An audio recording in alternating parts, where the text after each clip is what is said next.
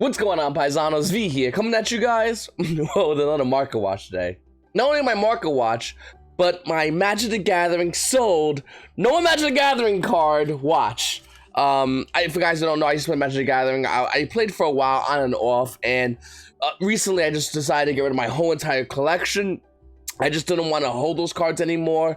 I really didn't play the game. See, I always tell everybody, unlike Magic the Gathering, Yu-Gi-Oh! If I play people I don't like, I still enjoy the game. You understand? With Magic the Gathering, if I play people I don't like, I actually don't enjoy the game. So what I did was I went over to Star City Games up in Columbus, Ohio. They had an event, and yeah, I got rid of my whole collection, and pretty excited about that. I'm actually going to spend about half this money and buy a camera today, and then what I'm going to be doing is I'm going to be slowly starting to add more content to the channel with that said camera. So that's what I'm looking to do, guys. I'm really excited about it. I'm getting rid of Magic and dedicating more to Yu-Gi-Oh! I'm not sure if we're going more to the dark side or the light side, but I'm enjoying it. I'm going in full force. I still play Pokemon as my side game. I also play Speedos as my side game. I might do content on Pokemon Speedos on this channel as well, because I really do enjoy those games a lot. I'm also re-gotten back into GOATs. I actually just recently built about 3 GOAT decks, so I'm working on that. And of course, I have my main deck for the next format. And of course, we have so many crazy things happening in the market surrounding all of that. Let's get right into the video.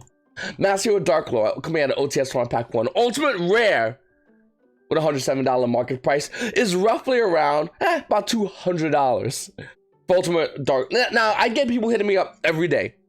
Every day on Instagram. If you guys want to hit me on my Instagram, it's probably the easiest way to connect with me. People go, it's in the description down below. People ask me, I'm gonna say, maybe not once a day. I should really say like once a week. We'll be fair. People ask me about hero cards. As far as the market valuation, I have zero. I can tell you about a lot of cards, and I can break down and justify a lot of price adjustments, price movements, everything. Okay, EV, expected value. I could talk about that for days. Except heroes. Hero cards are weird because they fall into many categories. They fall into casual, they fall competitive, they fall into collector's market as well. So heroes touching a lot of bases, and with that, the market is really hard to call out for. You can't really call out for casual, can't really call out for collectors, can't really call out for competitive, because it could be any of them, it could be none of them, or it could be just a summation of a couple of them. But looking at Dark Lord, it's about $200. We also have Elemental Shrouds coming out of OTS Farm Pack 9, roughly around $59, but it's not that. The actual price point is spiking high and higher and higher and higher. A lot of hero players are excited about Master Hero 5, and they should be. It actually works great in their favor. Not just talking about the new card supports coming out, but Master Hero 5 works amazing for heroes. Looking at this card, by the way, should I spend another half my money and max rate the heroes out? Comment down below, let me know what you guys think about that. But I'm dead serious, by the way. Name and unlimited versions of Shrouds is roughly around $70. After that copy's gone, it's about $76. After that copy's gone, it's roughly almost there $80. But it doesn't stay that long, because after that playset is sold, it's about $100 for Elemental Hero Shrouds. This calls it as a low of roughly around $40 for this card, and hopefully you guys still have your copies. I saw my playset around here somewhere in my pile of cards. I just organized all my cards, so now I'm slowly reorganizing everything for like a Pokemon pile, Yu-Gi-Oh pile, Speedo pile. You know what I'm saying? Do you guys do that when you organize cards? You have like a certain piles for certain kind of things you do, more casual, more competitive. Here's my other card game pile. Definitely not Magic. Done with that game, but you know what I'm trying to say though. Then we have Evil Hero Just a Gold. Evil Just a Gold was holding an $83 market price. In fact, this was the lower version between this card and Malicious Bane, in which this card was roughly around $76. Well, look at it now. It's $103. The next listing goes up to roughly around $110 for Evil Hero Just a Gold. Then we do have Malicious Bane. And by the way, I did put the things on unlimited, lightly played and near mid, so you're not gonna see no moderately played. Shout out to the guy said to do that. That was a good idea. I just been lazy. For the near mid first edition version, that's not like all these European versions. You're looking roughly around $63 to $65. Now, to be honest with you, I personally love Europrint cards. I don't like the English Europrints. I think that's just a weaker version of the American Europrints. Why would anyone want to buy that? You have the American, like, you have the better version. Why would you want to buy the not so good version? But if you're looking at the German versions of European cards, that $60 price point for Evil Himmler's Bane goes all the way down to roughly around $58, which is still pretty good. You get a German version of Evil Himmler's Bane, which is pretty nice, actually. Good deal, to be honest. Let's just pull away from heroes for a second and talk about other cards. Let's talk about other cards in the meta right now. Let's talk about other cards that have to do with Master Rule 5. And of course, the ban list. By the way, which should be coming in roughly around next week. That fast is we're getting a new ban list. Supposedly, allegedly, possibly. Looking at Mystic Fighters, Kitchen Dragon Maid is roughly around, well, $44. In fact, after that one has been sold, because it's waifu tax, the next one goes up to $50 for Kitchen Dragon Maid. Mystic Fighters, that was a little stuff. Mystic Fighters is definitely a set that still has value in it. Let's say you don't pull Kitchen Dragon Maid. Well, Primatech Alembertian, that costs roughly around $30. Let's say you don't pull that one. Nurse Dragon Maid, that card was $24. It went down to $22, but it's been stable at $22 for a while. That card is still $22 right now. And then you got Mardell Generator Boss of Light card, which was $6, hovered around $10, which is now roughly around $13. This card is insane, by the way. If you're looking to play plants or excited about the new plant support, seriously, you need to grab yourself at least one of these. I personally own one. I kind of want to grab 3. And there's not many price listings. Look at 16 prices listed on TCG Player. Then you got other cards as well that I would just definitely crack and destroy online. That's what I would do if I was in your shoes. Unless you're trying to build generators, unless you're trying to build Prime Mathematics, and unless you're trying to build Dragon Maids, I want to load them on here. But Mystic Fighters is still a phenomenal card. Also has Darkwood Dealing in here as like a super rare card, which is a really good card that's kind of low right now. And everyone's going to forget about this card. And then people are going to come back to it and go, oh my god, when did this happen? And we've seen this already happening with cards like Into the Void. And I think with Lure of Darkness, which I'll talk about later on in this video, we're going to see something similar to that. Excuse me. Looking at Fist of the Gadgets, there's not much value in Fist of the Gadgets. In fact, if you said, V, do I buy a box of Fist of the Gadgets? Absolutely not. Because boxes are still insanely high in value. Even if it's for $40, it's just not worth it. If you buy a $40 box of Fist of the Gadgets, hoping to pull a Fire Fist deck out of it, or at least a core being Elephant and Panda, just buy the cards individually. You might pay a little bit more, but you'll get exactly what you want. In fact, I think Fire Fist is really good in Master Rule 5 as well, and it's highly underrated, because it didn't do good right now. It's not. I mean, we're in Master Rule 4. It did nothing. But in Master Rule 5, that could change. Fire Fist can actually become more better. In fact, if you guys ever played Fire Fist or played against Fire Fist, you know they have an FTK. Well, Master Rule 5, it kind of alleviates the pressure of trying to just do it by links. So I'm not saying there's going to be a new FTK deck by Naturals. Konami says you do not let that happen, Konami. Konami, do not let that happen. But if it was to happen, I wouldn't be surprised if it becomes Fire Fist. I wouldn't be surprised whatsoever. We already know there's a Pendulum FTK. It's not consistent, but it's still there. And with the bans coming up, well, 2 bans coming up, because we got this one in January, and then we got one coming up in April before Nationals. Konami more than likely will be hitting that FTK. But looking at Fire Fist, are they going to hit it? Well, who knows? It kind of reminds me like when I watch every deck with 5 when they do Into the Void. They go 4 deck thinners, yeah! And then they get surprised. They go, oh my god, Konami hit Into the Void. Who would think that? Everyone doing deck with files saying deck thinners. If you guys were quiet about it, if you get the cool about it, nobody would talk about it being a deck thinner. But then again, the price wouldn't reflect the market. Moving on. Looking at Rising Rampage, Appaloosa Ball of the Goddess was roughly around a $500 card. In fact, after that first listing sold at $450, it still goes back up to $500, which is, you know, for Prismatic, okay. I mean, it's insane prices, but Prismatic, I get it. Sure, fine, okay, no big deal. That's insane though. But when we look at IP Masquerena, its price point, I mean, its market price is showing to be $402. If it was around $500, the price point is showing to be roughly around $425. To about $450 for IP Masquerena. Once again, I do think this is a phenomenal card. I think both of these cards are great cards. But post Master Rule 5 format, I think Appaloosa is still going to be played as you want to use this card to stop Nibiru. But as far as IP Masquerena, I don't think it's going to be played as much.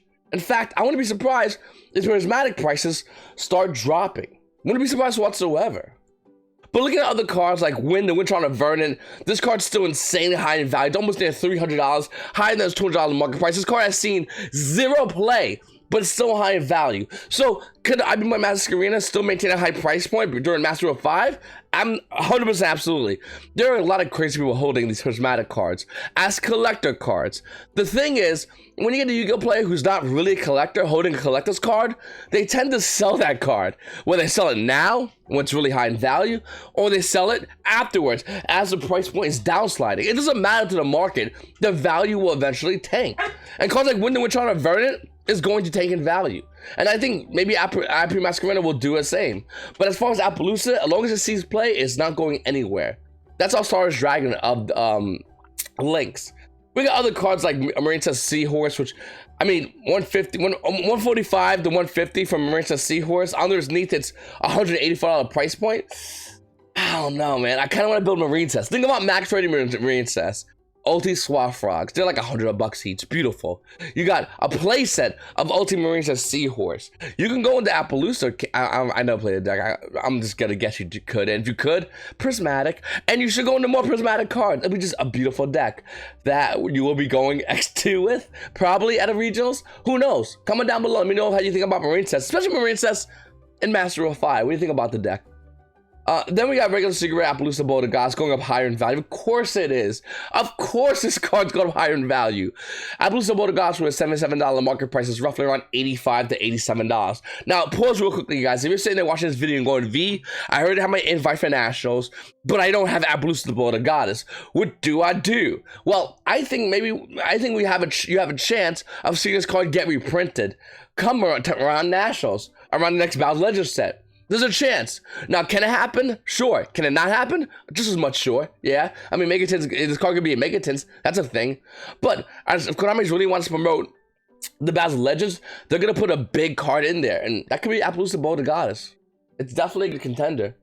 Then we got Storm Dragon's Return. This card's like $60. See, once again, it's a Prismatic Soul, no play. Zero play.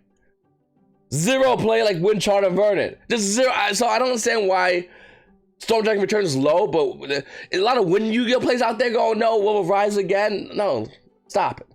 Then we got Gizmic and Rochi and Serpentine Sky Slasher being roughly around $16. Still not a bad price point for this card, but the value is going to decline the minute we see Orcus get smacked. In a couple of days, in a day, today, possibly, an hour from now, after the video, I don't know. But I do think Gizmic's value will decline. Yes, there's Grand Major, which is a phenomenal deck that can easily abuse Gizmic. And Gizmic always finds a way to be abused in other decks. Sure, absolutely. But will it maintain this high price point? I don't think it will. We got other Marine Cess like Marine Cess Core and Emily. Well, no, that's not the thing about Marine Cess. If you don't want to spend a lot of money on Marine Cess, the deck is a budget at this point. I mean, the deck went from being roughly around $400 to $500 just for regular rarity because it was so hyped up a couple of months ago to being at its current price point, which is definitely a budget price point. Then we have Get Out coming down from its crazy hype. It's still a little bit high. The market price is showing to be roughly around $9. Minimum purchase is still roughly around $12. So Get Out's still a lot of money, but nowhere near its incredulous price point where it was a couple of weeks ago. As Yu-Gi-Oh players were all excited about Master of 5 going in and buying this card, jacking the price up, and yeah, just insane. Let's look at Castle Impact though. Unchained have done nothing. They're worth a lot of money, and and you can say, well, same with Marine Cess, sure, I get that, but seriously, this deck looks so good. Marine Cess looks kind of waifu-ish, but this looks amazing on Unchained, and they have done nothing. Konami, you could have changed the text on Unchained and made them even decent. Tier 1.5. And you players went crazy on them because of the artwork, because it is a beautiful looking set. But they really have, I think they maybe gotten 2 invites, if that. That's not a lot. Every now and then people might go, well, V, there's sporadic invites. There's 2 Draco on change, so I guess. I'm talking about like a pure deck core though. I don't think it's done much. Look at the rest of the cards in here. It's IP Masquerena, which is the money card of Cast Impact, an ultra rare. This is a money card of Cast Impact. With a $37 market price, you can see it already dropping down in value, being roughly around $33. You know, I think this is a phenomenal card. I truly, honestly do. But the minute everyone gets one of these, you don't need extra IP Masquerenas. Maybe certain decks, crazy decks, run 2. Sure. But you don't need any more. So every time you crack open an IP Masquerade, you instantly sell online. Sell online. You keep selling online. New set, keep selling online. New cards coming out, you keep selling Masquerade online. So the value keeps going down. Now, I think, once again, this is still a phenomenal card. The value will still take a long time to go down. But Masquerade is still going to be going down in value. Like, I don't understand. People always go like, gotcha, V. No, dude, do you not understand what an ultra rare out of a core set does? Like, we've seen this already before. This is just going to go down in value slowly. But it's inevitable. This card will be like $1 eventually. And you think I'm wrong? Sure. C in Master Rail 5. Then we also have Starly's Chiefy, which I think is definitely a sleeper. This card was insanely overpriced, being roughly around $45, showing no meta relevance. But now we're slowly going to Master Rail 5. We're slowly getting a balance. Things are going to be changing. And I think this card's insane. I currently own, personally, 2 Starly's Chiefries. The market prices of the cards roughly almost near $31. Unlimited copies are about $29. First edition copies, you're looking at about $30 as well, matching its near market price. This card is insane. This card doesn't care about specifically links or specifically synchros. It's just an engine card. It's a 1-card engine that can easily be abused in any kind of dragon variant. Yes, we currently have Thunder Dragon, Chaos Dragons, whatever we want to call it. Sure, and I do think after the ban list, it'll still be a relevant deck, depending if we see Max C at the ban list. But I do think Starly's Chiefy will be abused in the future. This is a huge sleeper secret rare. I don't understand why nobody's going crazy over it, because everyone's focused on IP Masquerena. This is a 3 of. I mean, definitely a 2 of, but more than likely you want to get 3 of, where Masquerade is a 1 of. So once again, if you don't have solid Chiefrits, slowly at your locals, just go in and trade for them. Don't tell people why, because then they won't trade for you, or they'll up trade because they want that value because they know you want it.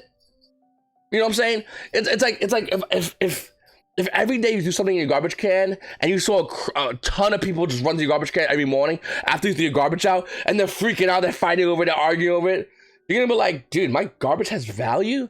And next thing you know, you're gonna be out there just going $5. $5? 10 bucks, 20 bucks.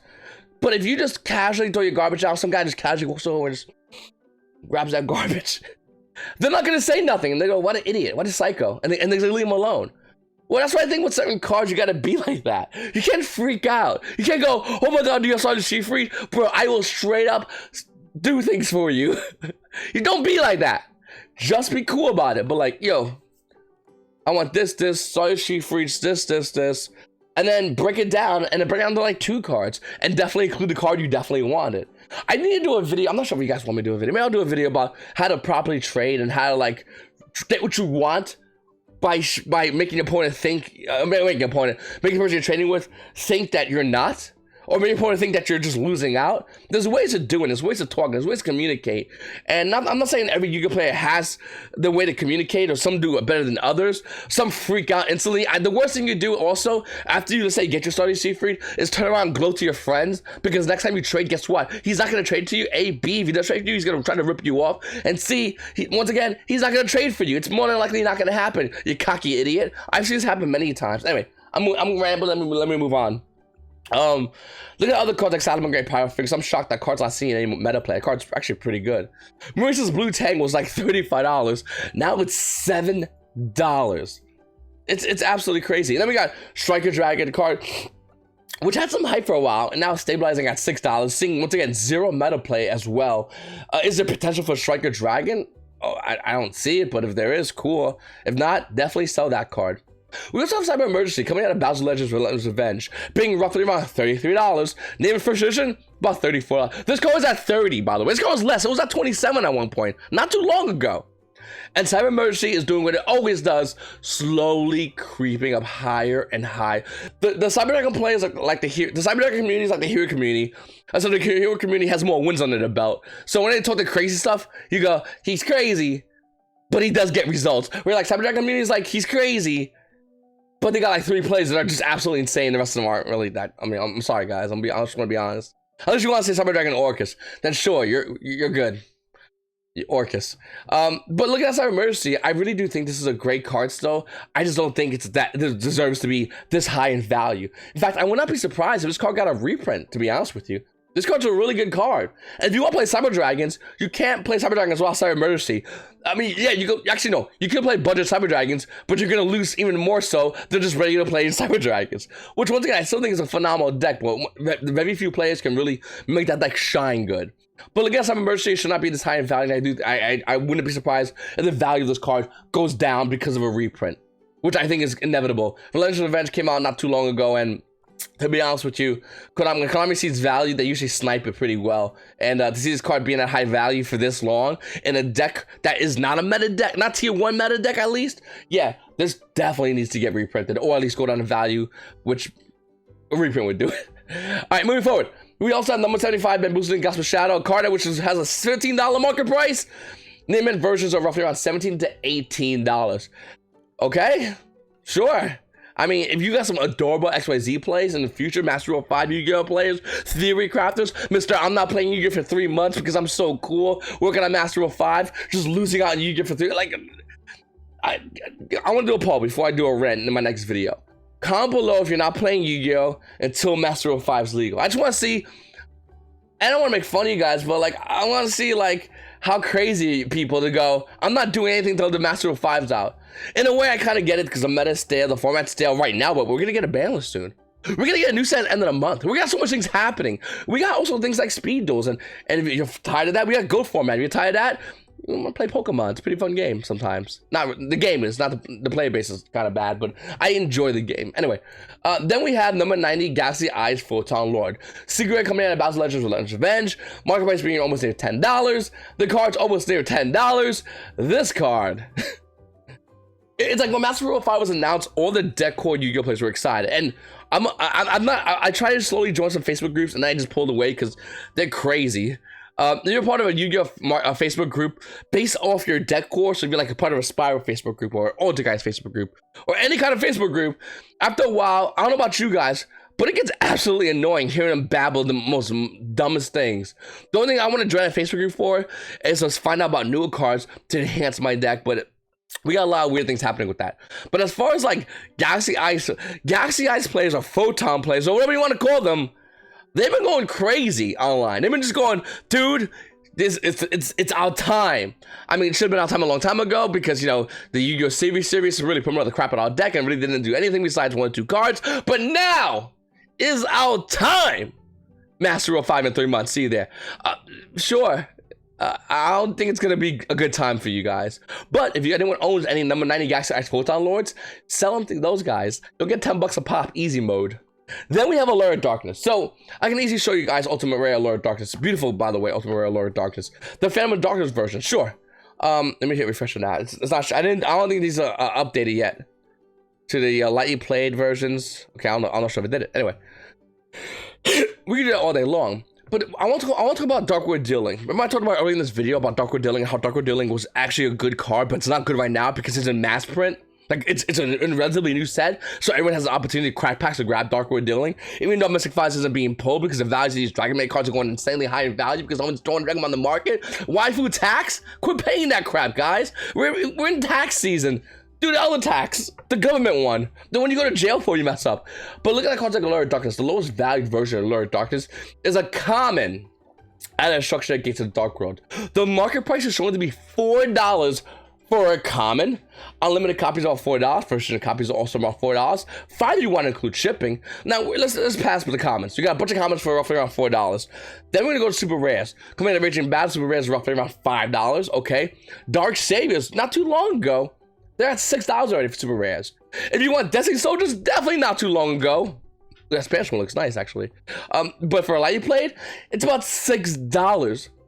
If you guys want to go want a window to Allure of Darkness, go back a bunch of my market watches. I actually posted one of them in the thumbnail in which I talk about Allure of Darkness and how it's going to be going higher in value because it's still such a needed card. Well, look at Darkwood Dealing. Right now, it's not a needed card. But let's figure out the decks it's been needed in. It's been needed in combo decks, it's been needed in FTK decks, and it's been needed in any deck to be a deck thinner for that deck. Shh, Konami, don't tell Konami. Okay, whenever anyone does a depth profile with Dark World Dealing and you get to that card, you better shut up. You better show 3 and keep it going, because the minute you go deck thinner, Konami's gonna snipe it. Don't believe me? All right, seeing this ban into the void. But looking at Dark World Dealing, I do think it has great potential to go up in value.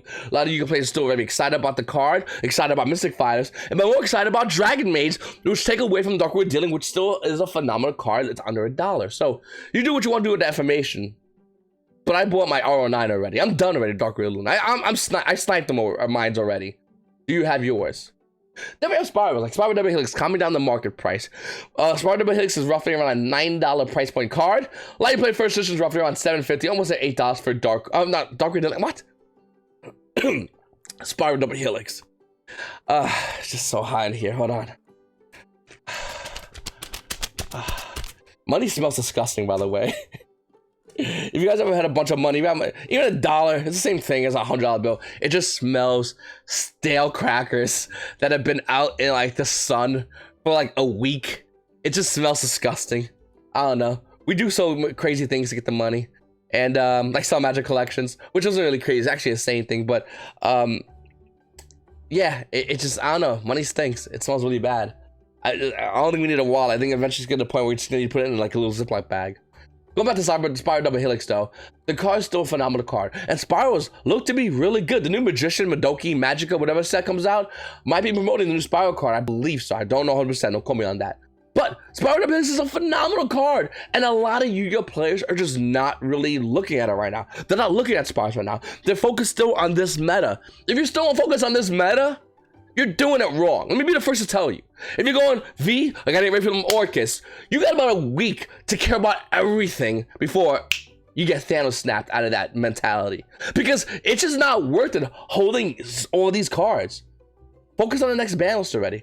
Place your bets if you want to, or sell everything off, get a bunch of money, or sell everything on TCU Player, get their store credit, whatever you want to do, and wait, be patient. Because I do think there'll be an opportunity and a time to go in and grab the right cards. You'll know what? You'll definitely know about the day of the ban list. But if you're like me and you kind of want to, I mean, I'm placing my bets on Chaos Dragons right now, but I wouldn't be surprised if Spyros is the deck that becomes good post-ban list. In fact, I already have my Spyro deck core because I never got rid of it. I got rid of, I think, my two of my Helix, got my other Helix, and pretty much I kept the rest of the Spyro cards. We can also talk about another card that I just in my mind right now in this video that I want to talk about right now is Machine Duplication. Now, of course, Spyros can't really abuse it like they used to be able to abuse it, but what if Konami changed that? What happens to that? Well, look at the market price of Machine Duplication. It's roughly around $31. Let you play unlimited are at $19 to $21. You want a first edition? No big deal. It's extra $1 or $2 more. It's at $23 for Machine Duplication. Ultimate Rare.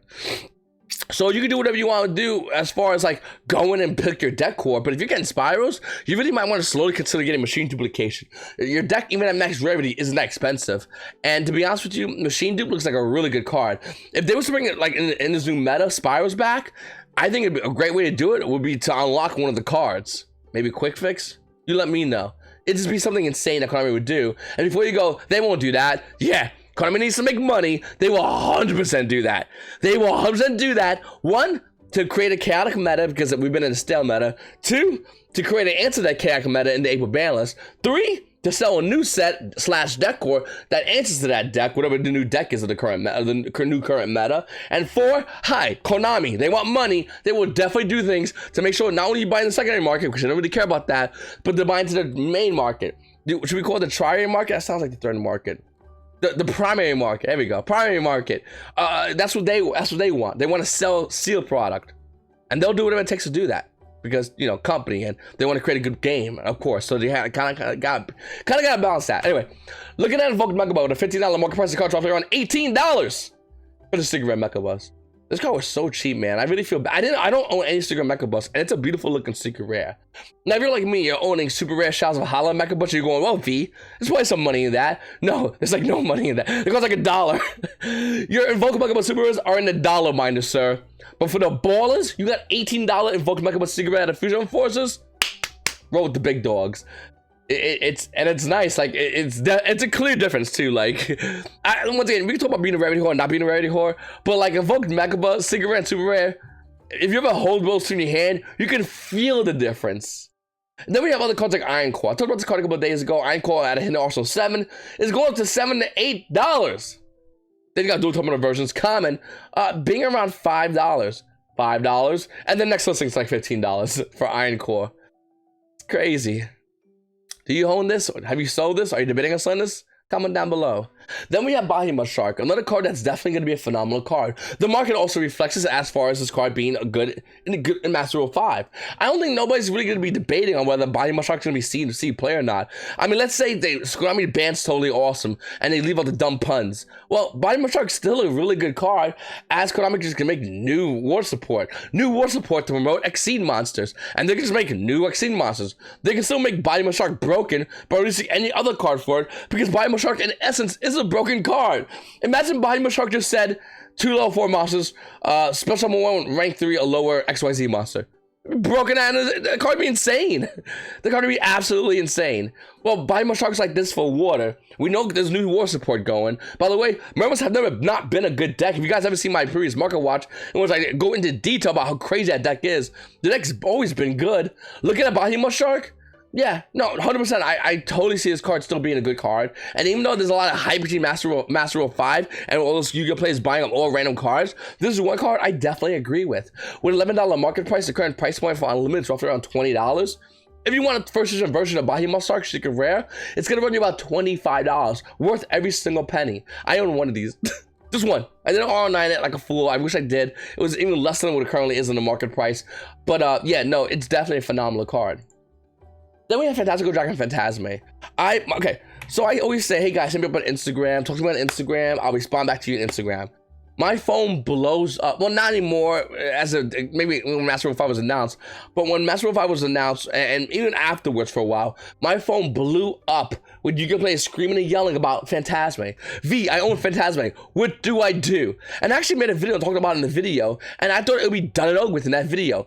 Wrong. Evidently, people don't watch the full video of the market watch. Guys, you're probably going to want to watch the full video. If you're up to this part of the video, thanks. But look at Fantastical Dragon Phantasme, and don't blow my phone up, please. It's very simple what I am doing with it, and what I recommend you to do with it. Hold it. Yes, the value is going down in value, and if you think you're gonna get your $100 value, your $90 value, you're not. It's done already, okay? Phantasme is holding roughly around an $8 market price, and you got Unlimited versions being roughly around $66 to $68. A first edition version being around $68 to $69. The value of Phantasme is roughly under $70. Now, right now, you players are freaking out because of Master Rule 5, and they're like, Master Rule 5, links are dead. Don't need links. Get rid of Phantasme. And they're just panic selling. The problem with that is when people panic sell, they're more than likely going to be wrong. And in this case, they're 100% wrong. Let me explain. Let me ask you a question, actually, before I explain anything. Do you think links are going to be good in Master Rule 5? Let me pause you on answering that, because I'm going to answer it for you. Yes, links are still going to be amazing in Master Rule 5. Phantasme is still going to be amazing in Master Rule 5. And when Konami inevitably brings off Max C off the ban list, you know what's a good card to get Max C? Phantasme. If you don't get Phantasme, you get Max C. If you get Max C, you'll get to Phantasme. Like, how is this terrible at all in any shape or form in the game of Yu-Gi-Oh? Any card that you cycle, add another card that you cycle to that, it's just good times. Phantasme is an insanely good card because besides the fact it can tutor, by the way, tutor means go through your deck, add cards to your hand, and put cards back. Besides it can do that, it also has a protection effect, which is really good. It replaces itself with one link hitting board. Your opponent spams links, especially in Master Rule 5. If they spam links, Phantasme is just that much more better of a card. Now, do I think Phantasme is going to be the be-all, end-all it was during Master Rule 4 format? Absolutely not. At best, it'll probably be a side deck card, but it'll still be a card you can play will be rushing to. It'll still be a card you can play will be needing, and it's still going to be a card that's still going to see play. So here's what's going to happen with Phantasme if we're going to do it by a roller coaster. Master Rule 5 was announced. Wait, let me do this so I can see myself in the camera. Master Rule 5 was announced. Everyone freaks out, panic sells. Here's a value. We got about 3 months of competitive Yu-Gi-Oh! This is what Phantasme does during those 3 months. Then we get near to April, it goes down. Even lower, by the way. That's it being lower. And then after Master Rule 5, when links are still good, what happens to Phantasme? It rises. Now, this is, of course, if we do not see a reprint of this card. If we see a reprint of Phantasme, that could change it depending on the reprint. And that's the cool thing about Phantasme. If Konami reprints Phantasme as an ultimate rare in OTS 1 Pack 13, it's still going to maintain a pretty high price point, but it'll still lose value. A lot of value, to be honest with you.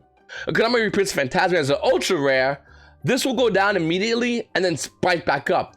We've seen this happen already with cards like Infinite Permanence, which is a phenomenal example of an ultra rare reprint versus an original print secret rare. Infinite Permanence price point was at $60 with the announcement of the ultra rare coming out. I believe in, was it Dual Power? I believe it was. It's been so long. It's been so long, so many days. But what happened? Infinite Permanence price point bounced back up. So I think with Phantasma, if you even saw an ultra rare reprint, don't count this card out. Buy into this card because once again, I think OC play. I could be wrong. Sure. I don't think I am, though. I think this card's going to go back up in value. And I think a lot of Yu-Gi-Oh players are going to be babbling about how either they need a reprint because they sold their Phantasmes, or this is terrible, I'm upset about it, aka I didn't buy Phantasme. Or don't put money in Phantasme. And that's fine. Hey, not all of us have a Magic collection to sell to buy more Yu-Gi-Oh cards to feed the real addiction. I bet you sold crack for meth. No, listen, I think Phantasma is still a phenomenal card. I think it's still going to see play, and I think a lot of Yu-Gi-Oh players are going to be really missing out on and not having this card into their deck and trying to substitute with some random other cards. Like that one limited version of Into the Void, which probably is going to be limited, to be honest. Anyway, I really appreciate you guys watching my videos. Thank you so much. Please make sure to hit the subscribe button. Hit the like button, comment down below. I'll definitely have more Market Watches coming out, guys. I didn't have one yesterday because, to be honest with you, even though I was getting over a cold, I still have, my throat gets swollen, like right here. And I'm old. I'm an old guy. I actually got a lot of pills. So until that's fully down, my videos were kind of sporadic. But I think everything's kind of good right now. So get ready for the videos. And hopefully I can get my camera today and we'll have some more content in addition to the current Market Watch content I already have. So if you guys haven't subscribed, once again, please make sure to subscribe. Hit the like button, comment down below. It's your boy V. YGOPaisanos. This sounds like a great day.